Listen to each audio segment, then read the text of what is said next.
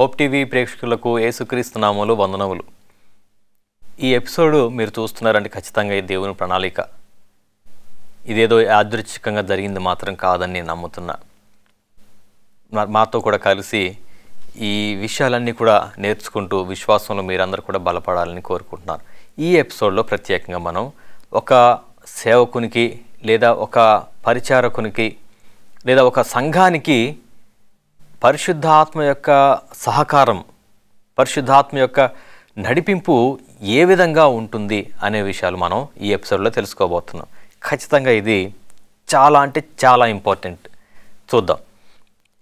16వ అధ్యాయం అపోస్తుల కార్యం నుంచి చదువుతున్నాను. ఈ అపోస్తులుడైన పౌలు వాళ్ళు రకరకాల శ్రమలు, శోధనలు, ఇబ్బందులు అన్నీ ఎదుర్కొంటూనే వాళ్ళు సువార్త పరిచర్య చేస్తూ బలంగా ముందుకు వెళ్తున్నారు. అంతకంటే ముందే వాళ్ళు మాకింగ్, చాలా అవమానాలు ఎదుర్కొన్నారు. వాళ్ళని తిట్టారు, కొట్టారు, చంపాలను చూశారు. ఇవన్నీ జరుగుతున్నప్పుడు కూడా సువార్త పరిచర్య అనేది జరుగుతూ ముందుకు వెళ్తానే ఉంది. 16వ అధ్యాయం వచ్చేటప్పటికి ఈ మిషన్ జర్నీలో ఉన్నారు వాళ్ళు. ఈ ప్రయాణంలో ఎక్కడి నుంచి అంటే ఆసియాలో వాక్యం చెప్పకూడదని పరిశుద్ధాత్మ వారిని ఆటంకపరిచిందట. పరిశుద్ధాత్మ ఆటంకపరుస్తూ ఉన్నారు. పరిశుద్ధాత్మ దేవుడు ఎందుకు పరిశుద్ధాత్మ దేవుడు ఆటంకపరుస్తారు? చేసేది దేవుని పరిచర్య కదా. సరే, ఇప్పుడు కొన్ని ప్రశ్నలు అడుగుతా.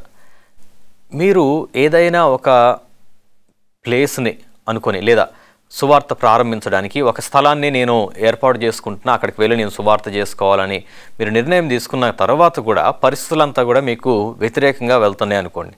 అట్లాంటి సిచ్యువేషన్ ఎప్పుడైనా ఫేస్ చేశారా? లేదు. ఒక ఉద్యోగం గురించి అనుకుందాం.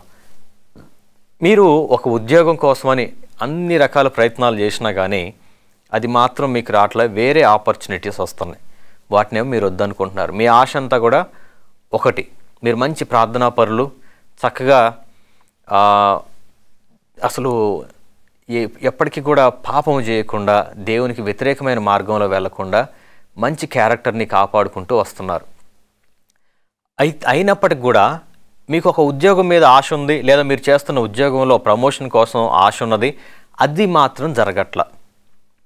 మీరు కావాలనుకుంటే వెంటనే మీరు నిర్ణయం తీసుకుంటే వెంటనే వేరేవి వచ్చే అవకాశం ఉంది, అయినా కానీ అది జరగట్ల.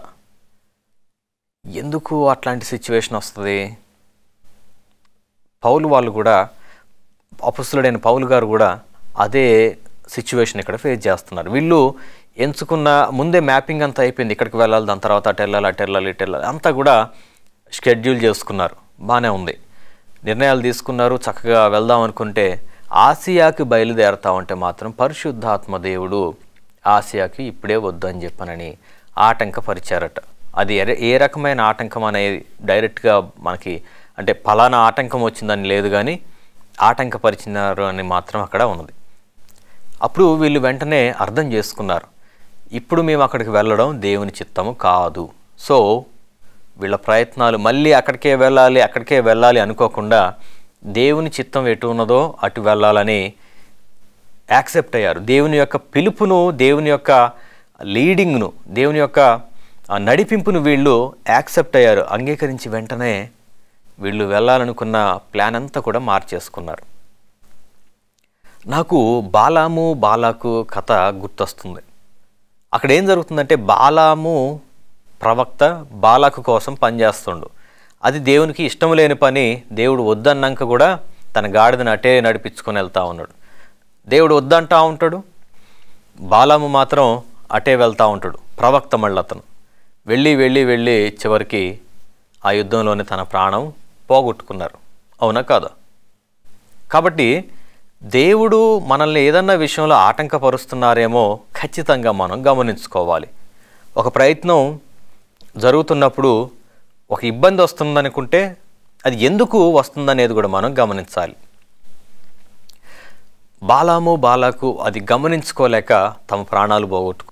అపొస్తలుడైన పౌలు తన టీం అందరూ కూడా దేవుని యొక్క పిలుపును అర్థం చేసుకున్నారు. దేవుని యొక్క పిలుపును వాళ్ళు అర్థం చేసుకున్నారు కనుక వాళ్ళ లీడింగ్ కంప్లీట్గా పరిశుద్ధాత్మ ద్వారానే జరగాలనుకున్నారు. అంటే మా ప్రతి అడుగు కూడా పరిశుద్ధాత్మ వెలుగులోనే వెళ్ళాలనుకున్నారు. వ్యతిరేకంగా ఒక్కటి కూడా చేయకూడదు అనుకున్నారు వాళ్ళు. అయ్యో మేమంతా గొప్పగా ప్లాన్ చేసుకున్నామే, బడ్జెట్ కూడా ఆల్రెడీ సెట్ చేసుకున్నాము, లేదా ఆల్రెడీ కొంత అడ్వాన్స్ కూడా ఇచ్చామే అక్కడ అని మనం అనుకుంటా ఉంటాం. మీటింగ్స్ విషయంలో అయితేనేమీ, లేకపోతే ఏదైనా. నాకు తెలిసి ఒక మీటింగ్ జరిగింది.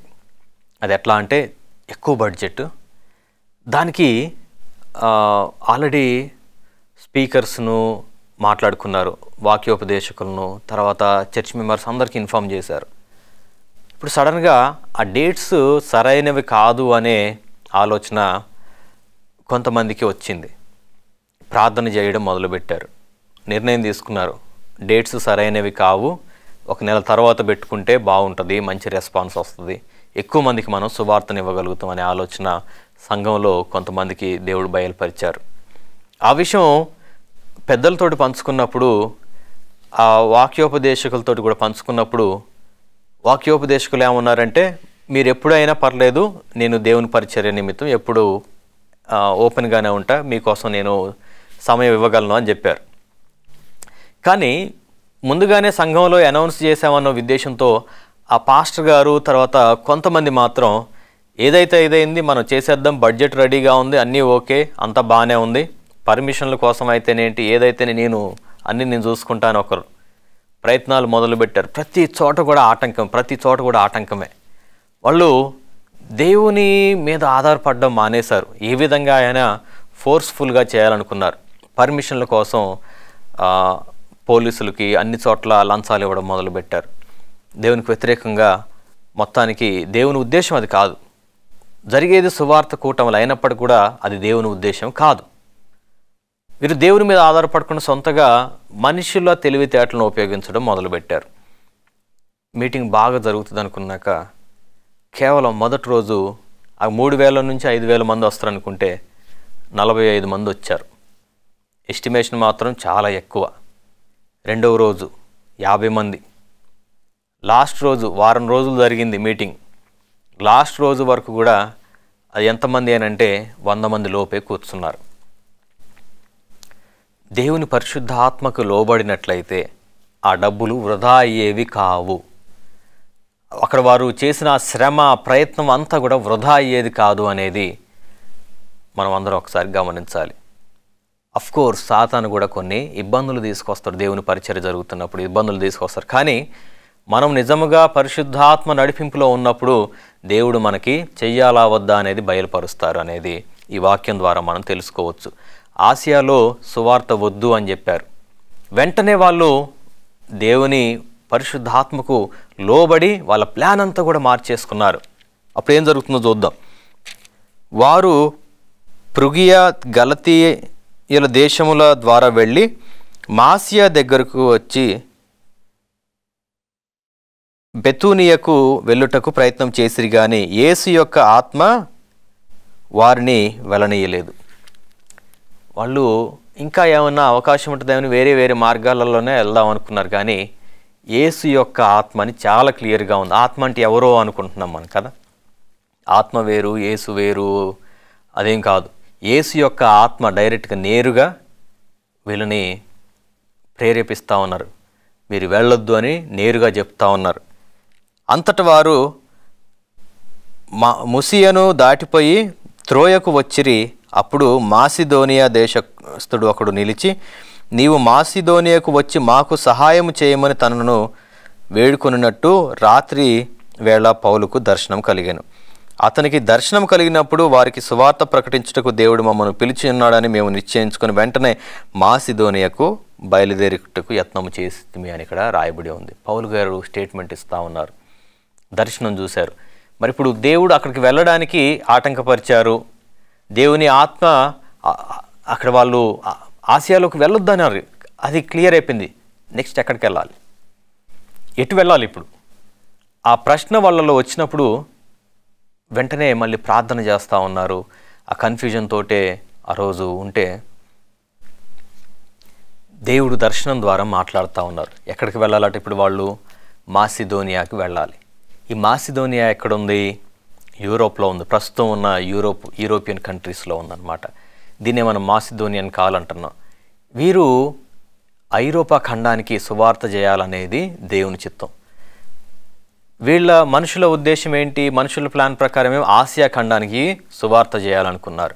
కానీ ఐరోపా వెళ్ళడం అనేది దేవుని చిత్తం కనుక దేవుడు ఆటంకపరిచి మళ్ళీ వాళ్ళని బాధ పెట్టకుండా, ఇబ్బంది పెట్టకుండా, కన్ఫ్యూజ్ చేయకుండా చాలా క్లియర్గా వీళ్ళు ఎక్కడికి వెళ్ళాలనేది నేర్పించి మాసిదోనియాకి వెళ్ళడం కోసం నేరుగా ఒక మనిషి వచ్చి మరి వాళ్ళని పిలుస్తున్నట్టుగా చూపించారు. మాసిదోనియాకి వెళ్ళారు. పని ప్రారంభమైంది. ఎంత గొప్పగా వారు పరిచర్య చేశారంటే వాళ్ళే మొట్టమొదట ఐరోపాకు సువార్తను తీసుకువెళ్ళింది. ఐరోపా ఖండమంతా కూడా సువార్త విస్తృతంగా వెళ్ళింది అనంటే దేవుని ఆత్మ నడిపింపులో వెళ్ళినందువలనే. మనం కొంచెం గ్యాప్ తీసుకున్నా సరే దేవుని ఆత్మ నడిపింపు కోసం మనం ఎదురు చూసినప్పుడు చాలా క్లియర్గా మన కోసం దేవుడు మార్గాన్ని సరళం చేస్తారు. మనం ఎటు వెళ్ళాలనేది కూడా మనకు తెలియజేస్తారు ఆయన. అక్కడికి వెళ్ళిన తర్వాత రెస్పాన్స్ చూసినప్పుడు మనకే అర్థమైపోతుంది ఖచ్చితంగా ఇది దేవుని నడిపింపు అని. వాళ్ళు మాసిదోనియాలోకి వెళ్ళిన తర్వాత ఏం జరుగుతుందో చూద్దాం. కాబట్టి మేము త్రోయకు విడిచి ఓడ ఎక్కి తిన్నగా సుమెత్రోకును మరునాడు నెపోలికిని అక్కడ నుండి ఫిలిప్పీకిని చేరితిమి. మాసిదోనియా దేశంలో ఆ ప్రాంతమంతయు అది ముఖ్యమైన పట్టణమును రోమీల ప్రవాస స్థానమై ఉన్నది. మేము కొన్ని దినములు ఆ పట్టణంలో ఉంటిమి. విశ్రాంతి దినమున గవిని దాటి నది తీరమున ప్రార్థన జరుగుననుకొని అక్కడికి వెళ్ళాము. అక్కడ లూదియా అనే ఒక దైవభక్తి గల ఒక ఆమె వీళ్ళు కలుసుకున్నారు. సో అంత జరుగుతూ ఉన్నది. వీళ్ళు అనుకోకుండానే వీళ్ళకి తెలియని ఎన్నో అక్కడ జరుగుతూ ఉన్నది. అక్కడికి వెళ్ళి చూస్తే రోమియోలోకి కేంద్ర స్థానం లాంటిది అనమాట. అక్కడ చాలామంది ఉంటున్నారు. వాళ్ళ మధ్యలో వీళ్ళు ఇప్పుడు సువార్త చేయాలి. ఛాలెంజింగ్, ఖచ్చితంగా ఒక గొప్ప ఛాలెంజింగ్ సువార్త విధానం ఇది. ఎక్కడైతే క్రైస్తవ వ్యతిరేకులు ఉన్నారు, దేవునికి వ్యతిరేకులు ఉన్నారో అక్కడికి వెళ్ళి వీళ్ళు సువార్త చేయాల్సిన టైం వచ్చేసింది. అందువల్ల వీళ్ళు మళ్ళీ సువార్త చేద్దామని చెప్పని విశ్రాంతి దినం రోజున అక్కడ ఒక దగ్గర జరుగుతుందేమో ప్రేయర్ అని చెప్పి వెళ్తే అక్కడ లేదు. అక్కడ నుంచి మళ్ళీ ఇంకొక దగ్గరికి వెళ్ళే ఆ క్రమంలో లూదియా అనే ఒక స్త్రీని కలుసుకున్నారు. ఇంకా ముందుకు వెళ్ళినప్పుడు మనం చూస్తే వాళ్ళు సుమారు అక్కడ 3 సంవత్సరాలు ఆ ప్రాంతాలలోనే ఉంటూ వీళ్ళు చెప్పిన వర్తమానం విని ఇంకొక సబ్బాత్ వరకు కూడా, విశ్రాంతి దినం వరకు కూడా ఇక్కడే ఉండి మాకు సువార్త చేయండి అంటున్నారు. దేవుని ఆత్మ నడిపింపది. దేవుని ఆత్మ నడిపింపు ఉన్నప్పుడు, పరిశుద్ధాత్మ సహకారం ఉన్నప్పుడు మనం ఏ మాట చెప్పినా కానీ ఎదుటివారి హృదయంలో అది హత్తుకుంటుంది. లేదా మనం పరిశుద్ధ ఆత్మ నడిపింపు లేకుండా బాగా 10 పుస్తకాలు, 2-3 వర్షన్స్ బైబిల్స్ అన్నీ కూడా చదివి మనం వచ్చి చెప్పినా కానీ అక్కడేమీ గొప్పగా జరగదు. దానికి నేనే సాక్ష్యం. నేను ఒక సేవకునిగా పని ప్రారంభించిన రోజుల్లో నాకు ఒక ఆలోచన ఉండేది. నేను బాగా థియాలజీ నేర్చుకొని వచ్చా, ఇంకెళ్ళి నేను ఎక్కడ చెప్పినా కానీ అందరూ యాక్సెప్ట్ అయిపోతారు అనే విధానం. నేను వచ్చి వాక్యం చెప్పడం మొదలేస్తే ఒక 10 నిమిషాలకి చర్చిలో ముసలోళ్ళందరూ చైర్లో ఇలా ఉండేవాళ్ళు అనమాట. అంటే నిద్రపోతావాను. నేను అన్ని కొటేషన్స్, మంచి ఈజీ వైట్ కొటేషన్స్ ఏంది, ఇంకా మంచి ప్రవక్తలు, శాస్త్రులు, పరిచయాలు కొటేషన్స్ కూడా వాడేటోండి. వాళ్ళకి అదంతా అవసరం లేదు. నేను ఎన్ని చెప్పినా కానీ వాక్యం మొదలైన 5 నిమిషాలకి చప్పట్లు కొట్టి పిలిచినా కానీ వాళ్ళు పలికేటోళ్ళు కాదు. నేనే డిస్కరేజ్ అయిపోయా కొన్ని రోజులకి. ఎలా అనుకుంటా ఉంటే ఒక పాస్టర్ గారు, ఒక పెద్ద అతను, ఆయన నాకు సలహా ఇచ్చారు. బాబు, నువ్వు ఏం వాక్యాలు చెప్తా ఉంటావు చర్చిలో అంటే, ప్రకటన గ్రంథం, దానియేలు, ప్రవచనాలు మొత్తం అన్నీ కడిగేస్తున్నాయి గారు అని చెప్పా. అయ్యగారు నవ్వి, మరి ఎంతమందికి అర్థం అవుతుంది అన్నారు. ఏమో అయ్యగారు, నేను చెప్తా ఉంటే అందరు నిద్రపోతున్నారు అనేది చెప్పా. మరి అంతే నిద్రపోతారు. మరి మనం వాళ్ళ స్థాయికి, ఎవరి స్థాయికి వాళ్ళకి మనం చెప్పగలగాలి. కానీ నేను నేర్చుకున్నదంతా వాళ్ళకి చెప్పాలనుకోవటం వ్యర్థం అని చెప్పారు. నాకు అర్థమైంది. మరి వాళ్ళకి ఏది కావాలి, వాళ్ళు దేని అవసరం, ఏమి అవసరతలో వాళ్ళు ఉన్నారనేది నాకు ఎట్లా తెలుస్తుంది? అప్పటికి వాళ్ళకి నాకు అంత కమ్యూనికేషన్ కూడా తక్కువ, కొత్తగా అక్కడ పాస్టర్గా వెళ్ళా కనుక. సో నాకు అంత ఎట్లా తెలుస్తుంది అని అంటే, ప్రార్థనలో ఎక్కువగా గడుపు అన్నారు. నాకు కష్టంగా అనిపించింది. అరే, ఎంతగానో చదివి కూడా మళ్ళీ వాక్యం చెప్పడానికి ప్రార్థనలో గడిపిన తర్వాత వాక్యం చెప్పమంటున్నారనే ఒక ఈగోయిస్టిక్ ఫీలింగ్ కూడా వచ్చింది. కానీ ఇటు చూస్తే నేను ఎంతగానో గొంతు చింపుకొని చెప్పినా కానీ ఉపయోగం ఏమి లేదు కదా, దానివల్ల మరి యూజ్ ఏంటి అనే ఆలోచన కూడా వచ్చింది. కన్ఫ్యూజన్లో ఉంటూనే మోకరించి ప్రార్థన చేయడం మొదలుపెట్టా. మునుపటి కంటే ఇంకా ఎక్కువగా ప్రార్థనలో గడపడం మొదలుపెట్టా. ఆ రాత్రి అంతా ప్రార్థన చేశా. నెక్స్ట్ డే నేను సబ్బాత్కు వాక్యం చెప్పాలి, ఈరోజైనా అందరూ మంచిగా వింటే బాగుంటుందని ఆశ కలిగి ప్రార్థన చేయడం మొదలుపెట్టా. ఆ రాత్రి ఎందుకో నాకు నిద్ర పట్టలేదు. పడుకుంటే మళ్ళీ మెలకు వచ్చేస్తూ ఉంది. ఒక 5-10 నిమిషాలకి మళ్ళీ మెలకు వస్తుంది. మళ్ళీ భయం, నిద్రమత్తుతోటి నేనే నిద్రమబ్బుగా చెప్తే ఆ వినేటోళ్ళు కొంచెం కూడా వినరేమో అని అదొక భయం. నిద్రపోదామని ప్రయత్నం చేసినా రావట్లే. సరే అని మోకాళ్ళు వేసి అలాగే ప్రార్థన చేసుకుంటూ ఎప్పుడో తెల్లవారి టైంలో కొంచెం సేపు మాత్రం నిద్ర పట్టింది. వాక్యం పొద్దునే మళ్ళీ ఒకసారి ఏమేమి రాసుకున్నానో అంతా కూడా ఒకసారి రివైజ్ చేసుకున్నా. మళ్ళీ నాకు కాన్ఫిడెన్స్ అనిపించట్లే నేను చెప్పడానికి. నా కాన్ఫిడెన్స్ నాకు సరిపోవట్లేదు. ఎందుకంటే అప్పుడు కొన్ని వారాలుగా నిద్రపోతున్నారు. కేవలం కొద్దిమంది మాత్రమే కొంచెం ఏదో చూస్తున్నారు, కానీ నేను చెప్తున్న దాని మీద నాకే కాన్ఫిడెన్స్ పోయింది. నేను ప్రార్థన చేసి ప్రారంభించే వాక్యం ఎందుకో నేను ఆ రోజు ఏం చెప్పానో తెలియదు, కానీ ముసలోళ్ళు పెద్దవాళ్ళు వచ్చి, అయ్యగారు మస్తు వాక్యం చెప్పినవులే అన్నారు. నేనేం చెప్పినమ్మా అంటే, మస్తు చెప్పినవి ఇవ్వాలా అన్నారు. నేను కన్ఫ్యూజ్ అయ్యా. నేనేం మాట్లాడానో అది నా గొప్పతనం కాదు, కానీ నాలో అసలు ఏమీ లేదు ఇప్పటికి కూడా.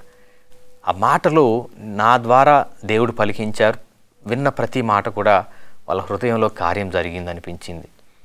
ఆ నెక్స్ట్ వారం అంతా కూడా, ఆ వారం రోజులు కూడా వీళ్ళు పనికి వెళ్ళిన దగ్గర కూడా ఆ వాక్యం గురించి మాట్లాడుకున్నారంట.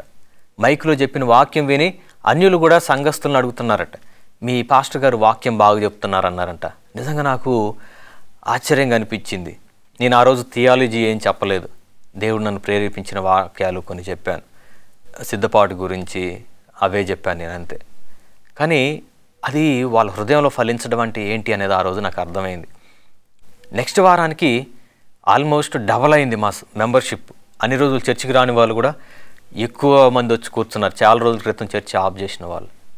నాకు ఇంకా ఎంకరేజింగ్గా అనిపించి ఇంకా ఎక్కువగా ప్రార్థన చేసి వాక్యం ప్రిపేర్ అవ్వడం మొదలుపెట్టా. అతి తక్కువ కాలంలోనే మా చర్చి మంచిగా చక్కగా నడవటం నేను గమనించడం చూసి నాకు చాలా హ్యాపీగా అనిపించింది. అది దేవుని యొక్క నడిపింపు అని నేను నమ్ముతున్నా.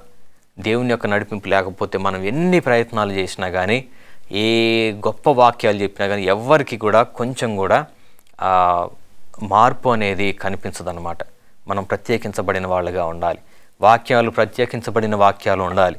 అప్పుడే అది ఆ పరిశుద్ధాత్మ ద్వారా మనం కార్యాలు చూడగలుగుతాం. ఇంకొక మాట మనం చూద్దాం. అపొస్తలుల కార్యములు 17:22 నుంచి చదువుతున్నాను. ఏథెన్సు వారందరూ అక్కడ నివసించు పరదేశులను ఏదో ఒక కొత్త సంగతి చెప్పుటయందును వినుటయందును మాత్రమే తమ కాలము గడుపుతుండువారు. పౌలు అరేయోపగు మధ్య నిలిచి చెప్పినదేమనగా, ఏథెన్సు వారలారా, మీరు సమస్త విషయములలో అతి దేవతాభక్తి కలిగిన వారై ఉన్నట్టు నాకు కనబడుతున్నది.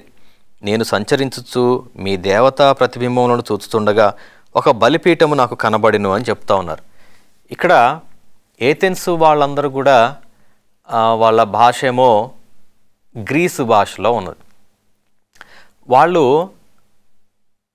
వాళ్ళ దినచర్య ఏంటి అని అంటే, ఏదో ఒక కొత్త విషయం వినాలి, ఏదో ఒక కొత్త విషయం ఇంకొకరికి చెప్పాలి. ఇది వాళ్ళ దినచర్య లాగా ఉంది. అది అట్లా అలవాటు అయిపోయింది వాళ్ళకి చాలా సంవత్సరాల నుంచి.